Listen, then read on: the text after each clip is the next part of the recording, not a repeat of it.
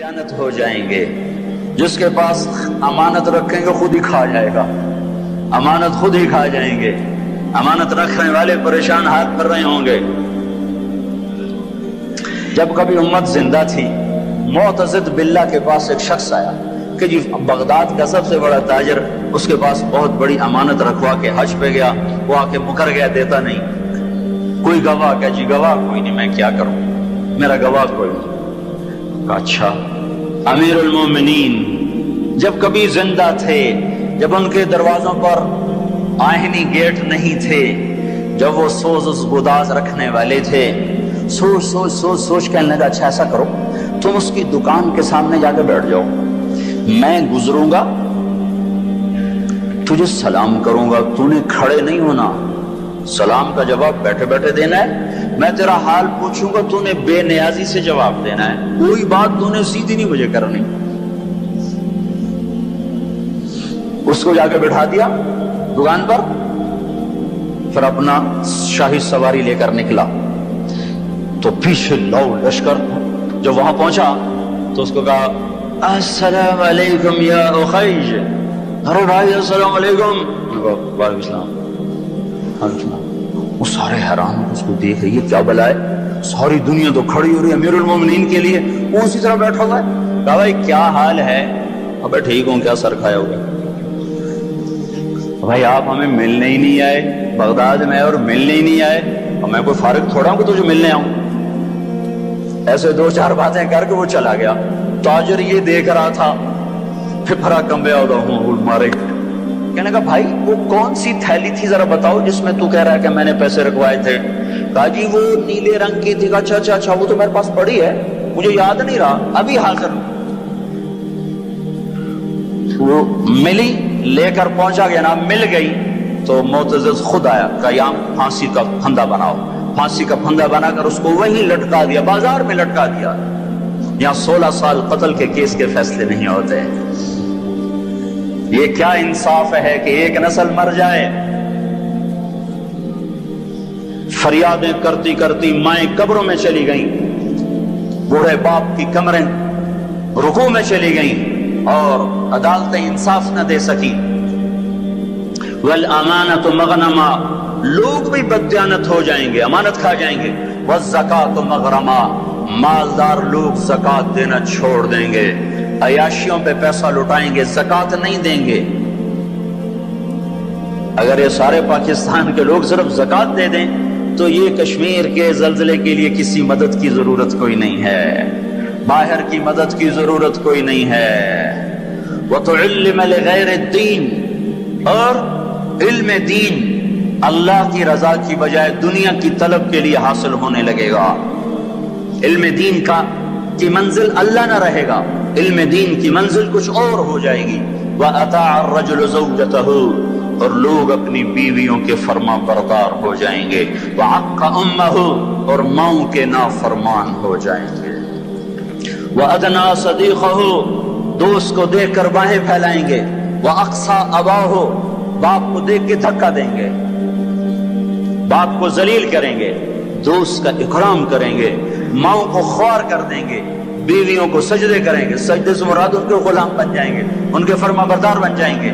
جب یہ ہوگا, دیکھو ایک عجیب بات آپ کو بتاؤں, اللہ کے نبی نے نافرمانی کے لیے عربی زبان میں لفظ آتا ہے معصیت, عصا. اللہ کے نبی نے اللہ کے لیے بھی عصا کا لفظ استعمال کیا, اپنے لیے بھی عصا کا لفظ استعمال کیا, لیکن ماں باپ کی نافرمانی کے لیے عصا کا لفظ استعمال نہیں کیا, عقا کا لفظ استعمال کیا ہے, عقا. اور بھائی کوئی ٹیشو پیپر ہے نا, اور ٹیشو پیپر مانگ رہا ہوں خدا کے بندے, ادھر آپ کو عقا کا مطلب بتانا چاہتا ہوں.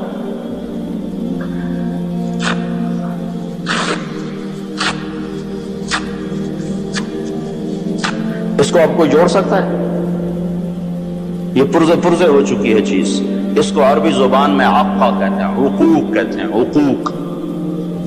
تو اللہ کے نبی یہ بتا رہے ہیں جو ماں باپ کا نافرمان ہوتا ہے اس کے غضب کے سوا, اللہ کے نبی نے فرمایا جس نے ماں باپ کو تنگ کیا اس پہ اللہ کی لعنت, اس پہ فرشتوں کی لعنت، اس پہ زمین آسمان کی لعنت، اس کی نہ نماز قبول ہے، نہ روزہ قبول ہے، نہ حج قبول ہے۔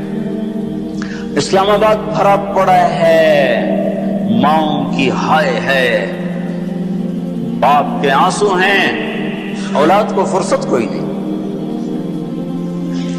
پنڈی بھرا پڑا ہے، پاکستان بھرا پڑا ہے،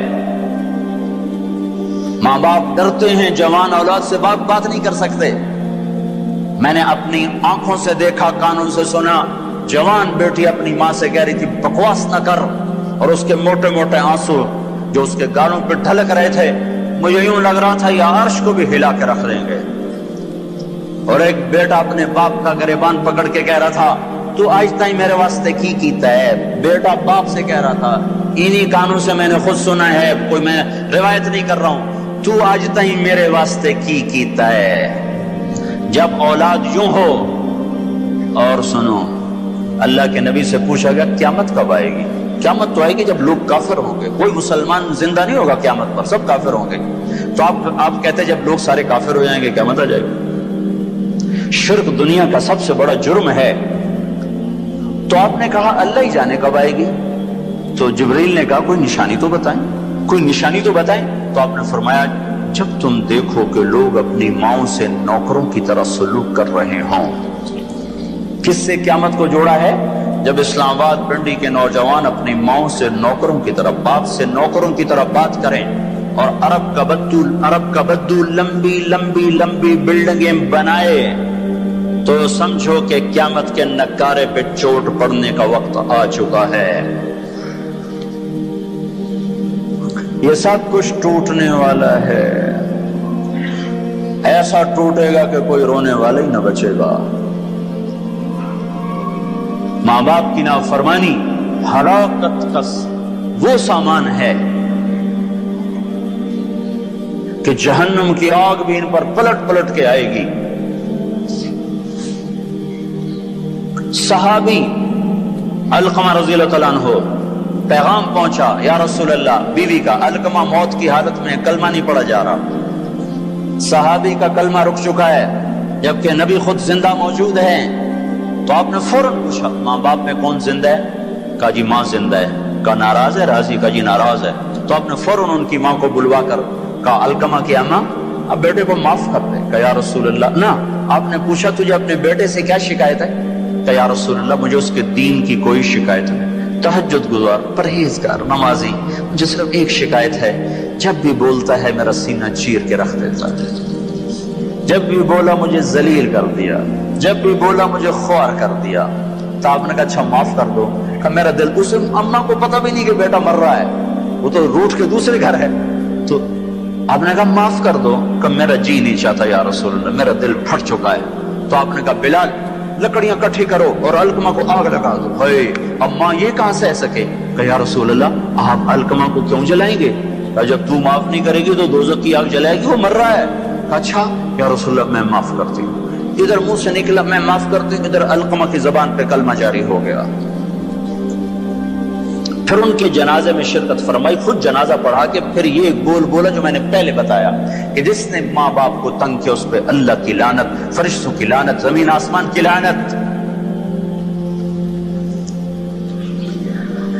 وَأَتَى الرَّجُلُ زَوْجَتَهُ وَعَقَّ أُمَّهُ وَأَدْنَى صَدِيقَهُ وَأَقْصَى أَبَاهُ وَصَادَ الْقَبِيلَةَ فَاسِقُهُمْ۔ قبیلے کا سردار فاسق ہوگا، فاسق ہوگا۔ میرے بھائیو، قبیلے کی سرداریاں نافرمانوں کے، فساق کے ہاتھ میں، ظالموں کے ہاتھ میں۔ اور کیا ہوگا؟ وَكَانَ رَئِيسُ الْقَوْمِ أَرْذَلَهُمْ۔ حکومت نکمے انسانوں کے ہاتھ میں ہوگی، نااہل انسانوں کے ہاتھ میں ہوگی۔ اور کیا ہوگا؟ وَأُكْرِمَ الرَّجُلُ مَخَافَةَ شَرِّهِ۔ ایک دوسرے کو سلام بھی کریں گے، دل میں نفرت ہوگی، اس کے شر سے بچنے کا اندر میں ہوگا، اوپر سے یس سر یس سر یس سر، جناب جناب جناب جناب۔ صرف ایک اس حدیث کا مصداق بتاؤں، ایک سیکٹری ریٹائر ہوا سیوال کے، اس نے بیٹے کی شادی کی، 5000 آدمیوں کے لیے کارڈ چھاپے گئے، ہم بھی مدعو تھے، تو 2 ساتھی ہم نے بھیجے، جاؤ بھائی شرکت کر کے آؤ۔ تو انہوں نے آ کے واپس کارگزاری سنائی کہ وہ رسم ہے نا پیسے دینے کی دولہا کو، تو وہ ایک ساتھی نے ہمارے بتا 2 آدمی بیٹھے تھے، ایک نے ایسے بٹوا نکالا اور پیسے نکالنے لگا، دوسرے نے کہا ریٹائر ہو گیا ہی، کہا پھر دفع کرو پھر دفع کرو۔